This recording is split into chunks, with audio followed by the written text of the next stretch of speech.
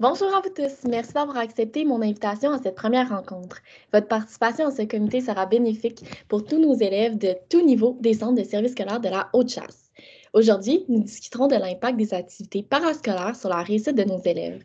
Nous irons plus précisément discuter de l'impact que ces programmes extracurriculaires peuvent avoir sur leur motivation, leur engagement et leurs besoins psychologiques fondamentaux, donc le besoin d'appartenance, de compétences et d'autonomie. On va faire ça tout en faisant un parallèle avec les élèves en difficulté. Nous accueillons donc aujourd'hui deux parents, Madame Tanguay et Monsieur Vlad, et une enseignante, Madame Ossé. Aujourd'hui, on a aussi la chance d'accueillir parmi nous un expert, donc il détient un doctorat en sociologie, c'est Monsieur Breton. Pour briser la glace, j'aimerais que vous me partagiez votre opinion de l'effet des activités parascolaires sur la réussite scolaire. J'aimerais que vous présentiez l'influence et les facteurs sur lesquels elles agissent tout en décrivant si cet effet est positif ou négatif. Pour débuter, qu'en pensez-vous, Madame Tanguay? Personnellement, je crois que les activités parascolaires ont vraiment un effet positif sur la réussite scolaire. Je l'ai vraiment vu avec mon plus jeune, Alix. Il souffre de TSA et de TDAH. Puis au primaire, c'était vraiment difficile à la maison. Juste l'apporter à l'école, il y avait des crises à gérer, faire les devoirs. C'était vraiment une période difficile. Maintenant, au secondaire, j'en ai plus vraiment eu de problème et je me suis demandé pourquoi. Donc, j'ai fait un peu J'y ai pensé un peu, puis je me suis dit, hey, il fait des activités parascolaires en ce moment au secondaire. Il fait de la musculation sur l'heure du midi et de la robotisation. Et pour valider mon intuition, j'ai été regarder quelques articles et il y en a un qui m'a particulièrement marqué, où Anne-Sophie Deneau, un professeur de psychoéducation, mentionnait que les activités parascolaires peuvent aider à la socialisation et à gérer les émotions. Donc, ces deux aspects-là m'ont vraiment marqué. Pourquoi? Parce que puisque mon jeune souffre de TSA, euh, la socialisation, c'est vraiment difficile. Il va vraiment plus être sur ses intérêts à lui et pas nécessairement se concentrer sur ses intérêts de son interculaire. La personne à qui il parle, désolé. Puis maintenant, avec son activité, il partage un intérêt commun avec certains jeunes. Donc, il a pu se faire des amis. Et ça va vraiment à la maison, c'est le fun. Au souper, il va parler de ses amis. C'est vraiment un baume sur le cœur. Aussi, gérer ses émotions. Il était dehors, je passais 5 heures assis en classe à devoir respecter les règles. Ça demande beaucoup d'énergie. Donc maintenant, juste le fait de la musculation, un peu dépenser cette énergie ou changer ses idées en robotisation, ça paraît. Surtout pour le soir, faire des devoirs. Maintenant, il y a encore de l'énergie pour les faire. Ou quand il joue à des jeux vidéo le soir, maintenant, j'ai pu. Il ne va pas nécessairement frapper parce qu'il est en colère, qu'il a perdu sa game. Non, il va pouvoir mieux gérer ses émotions parce qu'il n'a pas eu à les gérer toute la journée. Il y a eu une pause. Donc, bref, pour moi, ça a vraiment paru pour mon jeune, les activités parascolaires ont un effet positif sur la réussite. Bon, pour ma part, moi aussi, je suis parent d'un fils qui a été diagnostiqué avec un trouble du spectre de l'autisme. Puis je suis vraiment en désaccord avec ce que Mme Tanguay dit, parce que moi, mon fils, il a vraiment mal vécu ça. On l'a inscrit au basketball et puisqu'il est différent des autres, son apprentissage se faisait plus lentement et au final, il s'est fait rejeter et il y a eu de l'intimidation. Et donc, ça a vraiment miné sa confiance en lui-même. Le soir, on le voyait lorsqu'il revenait après son activité de basket. Il était vraiment, il parlait moins, puis il s'enfermait dans sa chambre. Donc, je sens que son sentiment de compétence a vraiment été beaucoup affecté. Puis aussi, le lendemain, lorsqu'il faut le ramener à l'école, l'envoyer à l'école, ben, sa motivation est vraiment minée aussi.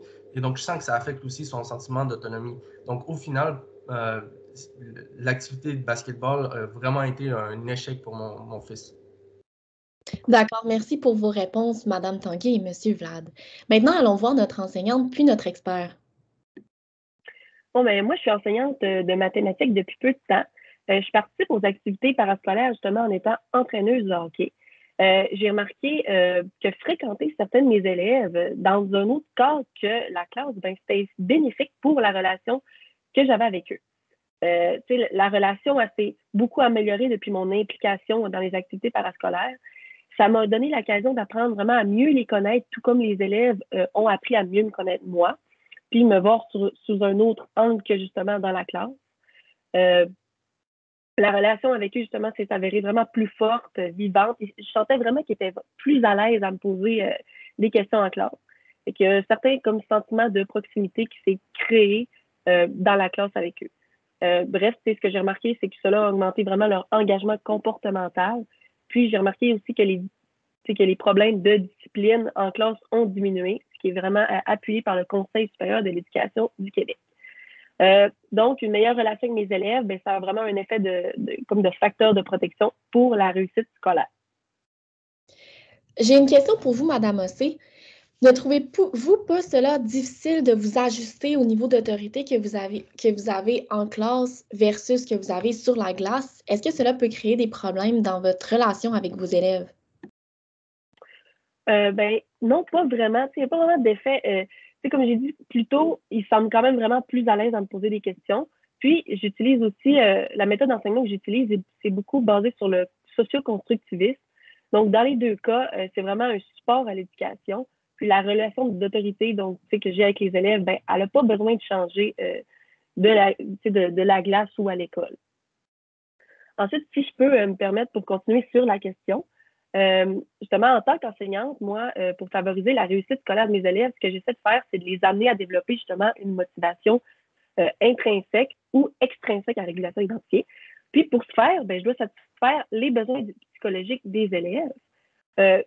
Dans le fond, dans ma classe, pour les satisfaire, ce que j'essaie de faire, c'est que, par exemple, de leur donner une structure, des choix signifiants, je leur consacre du temps, je les encourage, peu importe en tout cas.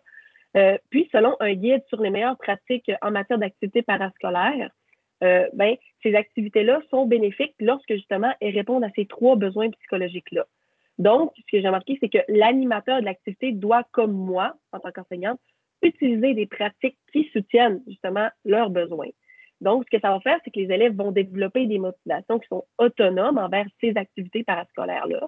Puis, ça va occasionner justement des expériences positives pour les élèves qui vont participer à ces activités-là, comme être plus motivés, engagés, ils vont développer un sentiment d'appartenance et un meilleur bien-être. Ces expériences positives-là, ils peuvent justement, selon ce guide-là, ensuite se généraliser à l'école et donc améliorer leur persévérance et la réussite scolaire. Donc, ça peut vraiment apporter un plus à ce que moi, en tant qu'enseignante, j'essaie vraiment d'amener, d'apporter justement aux élèves en classe. Finalement, si je peux faire un lien avec les élèves en difficulté de comportement, c'est que souvent, certains vivent des échecs. Puis le fait qu'ils pratiquent justement des activités parascolaires, ben, ça peut réduire l'image négative de l'école qui, justement, peut leur être perçue comme un endroit vraiment où ils échouent. En ayant une image moins négative, justement, de l'école grâce à ces activités-là, ben, ces élèves-là, ça va leur donner plus le goût d'aller à l'école, puis ça va améliorer leur motivation, ce qui est vraiment aussi appuyé par le Conseil supérieur de l'éducation. Voilà. Merci beaucoup. Je trouve ça très intéressant de vous entendre tous les trois. Il y a beaucoup de bons arguments qui sortent. La recherche soutient là, la majorité de ce que vous dites. Entre autres, il y a une recherche sur les activités parascolaires et la réussite scolaire qui parle de l'importance du sentiment d'appartenance à l'école. Puis, comme effectivement, on remarque une grande corrélation entre le développement du sentiment d'appartenance puis la participation aux activités parascolaires, il y a une grande chance que la réussite scolaire soit développée par les activités parascolaires. On parle du climat d'appartenance qui est amélioré, mais dans les autres facteurs, on a aussi le climat éducatif, le climat relationnel. Au niveau de la famille aussi, ça se développe, le partage d'intérêts parentaux, donc un peu comme Mme Tanguay nous disait. Puis, le développement de facteurs psychologiques, les enfants nécessairement sont intéressés, sont activés, donc ils se développent eux aussi. On a donc plusieurs facteurs qui sont développés puis qui entraînent une meilleure réussite scolaire. Une étude de l'Université de Sherbrooke nous parle aussi de l'apprentissage par le concret qui est souvent mis de l'avant par les activités parascolaires. Donc, les élèves qui ont un peu de difficulté avec l'apprentissage plutôt théorique de l'école vont être grandement encouragés là, par cette forme d'apprentissage-là, ce qui permet de synthétiser un peu les connaissances vues en classe. Donc, c'est l'aspect expert que je peux apporter à notre petit discours. Merci. D'accord, merci beaucoup pour vos réponses. Sur une deuxième lancée, parmi tous les bénéfices que les activités parascolaires offrent aux élèves du secondaire, quel est celui qui serait le plus significatif selon la mission de l'école? Je vous rappelle que la mission de l'école, c'est instruire, socialiser et qualifier nos élèves. J'aimerais me lancer ici là, pour la mission de l'école. Je trouve ça très intéressant. Puis je trouve que les activités parascolaires permettent aux gens de bien se qualifier. Mon plus vieux, Xavier, lui a pu avoir l'opportunité de faire de la robotisation qu'il a vraiment aimé. Puis maintenant, il essaye l'impression 3D. Et il a vraiment adoré, comme j'ai dit. Et il m'en parlait à chaque soir. Puis ça lui a donné un but dans sa vie. Ça a permis à le motiver à l'école. Il veut faire ça maintenant comme métier plus tard. Donc, il a redoublé d'efforts dans ses notes grâce à cette activité parascolaire. Et en plus, dans cette activité-là, il a rencontré des professionnels. Donc, il a pu voir en pratique des théories qu'il voit à l'école. Donc, ça aussi, ça a été super bien. Puis, il revient plus chercher la mission de qualifier. Puis, une dernière petite affaire que j'ai bien aimée qui a fait cette activité-là, c'est que dans le robot, il y a plusieurs étapes à planifier pour le faire tourner, aller chercher l'objet. Puis, puisqu'il est TDAH, la fonction exécutive de la planification était vraiment difficile pour Xavier. Donc, ça lui a permis de un peu mieux être préparé à ça. Et maintenant, mettons dans les C1 en mathématiques, c'est plus facile. Ils voient un peu plus les étapes qu'il doit faire. Donc, vraiment, ça a apporté beaucoup de positifs à Xavier. Merci. Pour ma part, je pense qu'il y a vraiment un grand problème dans les activités parascolaires. Puis, c'est pas juste moi qui le pense, là. J'ai fait des lectures là-dessus et j'ai vu que même le gouvernement en parlait. Donc, en fait, c'est le Conseil supérieur de l'éducation du Québec qui a écrit par rapport aux activités parascolaires et remarque que vu que les élèves qui sont en difficulté d'apprentissage ou de comportement, ils sont minoritaires, ben, ça fait en sorte que les activités parascolaires sont faites pour les autres qui sont entre guillemets normaux. Et il y a aussi le fait qu'on veut intégrer les enfants en difficulté à travers tous les autres élèves. Mais ce que ça fait, c'est que puisqu'ils sont moins rapides à faire les tâches ou moins performants, ben, ils sont plutôt laissés de côté et ça mine leur motivation et ensuite ils quittent l'activité parascolaire. Donc, c'est exactement ce qui est arrivé avec mon fils qui est autiste. Et au final, moi, je préfère qu'il reste chez nous et qu'il aime beaucoup l'art plastique, donc il peinture. Puis je préfère qu'il fasse sa peinture chez nous et même si ça lui prend un mois à finir sa peinture, ben, au moins il le fait puis ça développe son sentiment de compétence et d'autonomie. Alors que à l'école, dans l'activité parascolaire, c'est exactement l'inverse qui arrive. J'écoute ce que vous dites, Monsieur Vlad, puis je trouve ça intéressant d'aborder justement la relation entre les neurotypiques et les TSA. Certainement, je comprends que votre situation peut être difficile, puis que votre jeune a eu un temps d'intimidation. Tout de même, la relation qui va se créer au départ, là, ça peut être de l'entraide légère. Puis, étant donné qu'il y a de la rencontre, ben, ça permet justement aux autres jeunes de prendre conscience de la condition de TSA, puis probablement de s'adapter avec le temps. Donc, je pense que ce serait pertinent pour votre fils de peut-être réintégrer le groupe tranquillement, puis de développer ce qu'il y a à développer avec un professionnel en art, par exemple, ou en basketball. Oui, je comprends ce que vous dites, mais en même temps, la réalité montre que c'est pas ça qui est arrivé avec mon enfant. Puis, je pense que c'est important qu'il n'y ait pas de situation d'intimidation dans les activités parascolaires. Donc, certainement, il ne pourrait pas retourner faire du basketball parce que c'est la même gang. Mais je pense que si on aborde, si, admettons, je l'envoie en art plastique et qu'il y a des situations d'intimidation et qu'on réagit très rapidement pour contrer ceux-là, ben, peut-être que ça pourrait être bénéfique en effet. Mais sinon, au basketball, ça ne marchera pas. Merci pour votre partage. Je suis tout à fait d'accord. C'est important de se concentrer sur l'intimidation D'ailleurs, il y a plusieurs recherches faites par la psychologue Debra Pettler qui confirment là, ce dire-ci. Concernant la question de Mme Stea, je pense qu'il y a beaucoup de bénéfices aux activités parascolaires, puis de se limiter à juste le plus significatif, ça peut être difficile.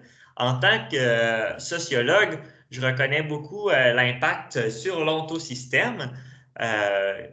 Donc, selon des études de l'UQAM, on a une valorisation de soi qui est très, très importante par les activités parascolaires, spécifiquement pour des jeunes qui ne seraient pas reconnus habituellement. Donc, on prend par exemple les élèves qui sont bons en musique ou en art. Il n'y a pas nécessairement des bourses qui vont leur montrer que leur talent est valorisé. Mais par l'activité parascolaire, ils vont pouvoir vraiment sentir là, que c'est un talent qu'ils ont et qu'ils peuvent développer soit pour gagner leur vie, soit par passion. J'aimerais aussi dire que le microsystème m'importe beaucoup, donc la relation d'amitié, c'est très important. Je pense que les activités parascolaires permettent de créer des amitiés fortes parce qu'on passe beaucoup de temps ensemble, on a des passions communes, des intérêts communs. Il y a plusieurs recherches aussi qui supportent ça. Entre autres, le journal des relations sociales et personnelles de l'Université du Kansas qui parle de ça un peu. Puis, donc, c'est ça, pour avoir des bons amis, on compte à peu près une demande de 200 heures passées avec cet ami-là. Donc, il n'y a pas tant de situations dans la vie quotidienne qui permettent de passer 200 heures avec un autre être humain. Donc, voilà. Merci beaucoup. Monsieur Breton, j'ai quand même une question pour vous. Vous aviez parlé de récompenses, de bourses, de médailles pour améliorer la valorisation des jeunes. Est-ce que cela ne vient pas encourager la motivation extrinsèque de régulation externe? Bien, on peut se poser la question, effectivement. Dans ce cas-là, on va vraiment miser sur la quantité et la qualité des choix d'activités parascolaires qu'on offre. Donc, en ayant beaucoup de choix, l'élève va principalement se concentrer sur ce qui lui fait plaisir. Après ça, sa persévérance dans son activité scolaire va probablement être augmentée par le désir d'aller chercher une bourse nécessairement, mais ce ne sera pas leur principale motivation. Merci. D'accord, merci beaucoup. Puis, j'ai une autre question. Selon vous, à partir de l'expérience que vous avez accumulée en tant qu'enseignant et parent, désolé, parmi les aspects négatifs que l'activité parascolaire peut apporter à l'élève du secondaire, quel est le plus handicapant pour la réussite de celui-ci? Je pense notamment à ce que M. Vlad a apporté lors de notre rencontre, l'intimidation que subit votre fils. À quel point cela peut affecter la réussite de celui-ci? Est-ce qu'il devrait complètement arrêter les activités parascolaires? Mais en fait, c'est que même s'il y a du positif dans les activités parascolaires pour mon enfant, par exemple, au basket, il réussit à faire de l'activité physique, ça reste qu'au final, puisqu'il vit de l'intimidation, ben, tout ce qui en ressort de cette expérience-là, c'est du négatif parce que c'est l'intimidation qui a le plus grand poids là-dedans. Donc, puis ça, on le voit même sur les notes scolaires. Pendant qu'il faisait du basketball, vu que sa motivation d'aller à l'école, puis aussi d'étudier était moins grande, mais ça a affecté ses notes scolaires. Donc, au final, oui, l'intimidation a eu un impact très négatif sur mon enfant, puis aussi sur ses notes scolaires. Si je peux aussi répondre à la question, mais pour ma part, j'ai plusieurs élèves dans mes classes qui pratiquent justement des sports de compétition. Puis avec justement ces nombreuses compétitions qu'ils ont, certains parfois, j'ai remarqué qu'il y avait vraiment de la difficulté à être à jour dans leurs devoirs ou par exemple dans leurs travaux. J'ai remarqué que ça pouvait vraiment affecter leur rendement scolaire pour certains. Donc, ça serait vraiment ça le point que j'aurais apporté.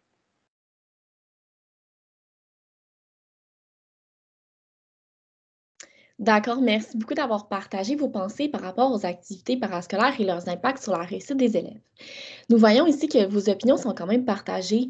Vous ressortez plusieurs points bénéfiques pour l'élève, tels que le développement d'amitiés signifiantes ou la valorisation de soi, autant que des points négatifs, comme la trop grande monopolisation du temps que Mme Ossé vient de discuter, ou l'intimidation que subit M. Vlad. Ces différents arguments ont été appuyés par des sources et celles-ci seront disponibles avec un document qui sera joint par la suite. Je tiens à prendre un temps pour vous remercier personnellement d'avoir pris un moment pour assister à cette table ronde. Finalement, avant de vous laisser vaguer à vos occupations personnelles, j'aurais une dernière question. Les activités parascolaires devraient-elles être considérées comme un privilège pour les élèves en réussite ou des acquis augmentant la qualité de la motivation scolaire? Je ne crois pas que ce serait judicieux de juste que ce soit un privilège, mais plutôt le prendre comme un acquis de la motivation. Pourquoi je dis ça? C'est, admettons, mes enfants, leurs notes vont toujours rester plus basses à cause de leurs difficultés de comportement, mais leur empêcher d'avoir accès aux activités parascolaires, ça leur empêcherait d'avoir un but ou une motivation tel que mes enfants ont trouvé des amis. Donc, ça serait vraiment de leur nuire. Je pense que le gouvernement l'avait compris en 1970 quand ils ont sorti un article qui disait que l'école doit offrir des activités parascolaires à tout le monde. D'un côté, j'irais dans le même sens que justement Mme Tanguay. Il serait difficile de considérer les activités parascolaires comme un privilège parce que, c'est-à-dire de pouvoir y accéder seulement si on a des bonnes notes. Après, comme j'ai dit plus tôt, pour les élèves en difficulté, ces élèves n'ont pas nécessairement toujours de bons résultats. Puis les activités, ça leur permet justement de les motiver à aller à l'école. Donc, selon moi, ça ne serait pas bénéfique pour eux.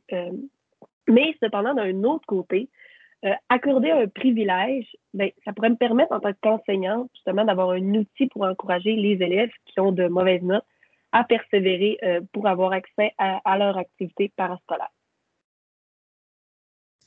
J'aimerais par contre vous contredire là-dessus un petit peu. Un des principaux buts qu'on va chercher à combler pour un élève dans une activité parascolaire, c'est une réduction du stress. Entre autres, Alloprof Parents donne plusieurs conseils là, pour la gestion du stress, dont la participation aux activités parascolaires. Donc, de demander déjà, l'élève a un stress par rapport à ses notes. Si en plus, on lui prive son anti-stress, mais on vient un peu contrer ce qu'on cherche à faire. Donc, je recommanderais plutôt là, de vraiment y aller là, comme un acquis, là, d'offrir un acquis. Voilà. D'accord, donc merci beaucoup à vous tous et c'est ce qui termine notre table ronde.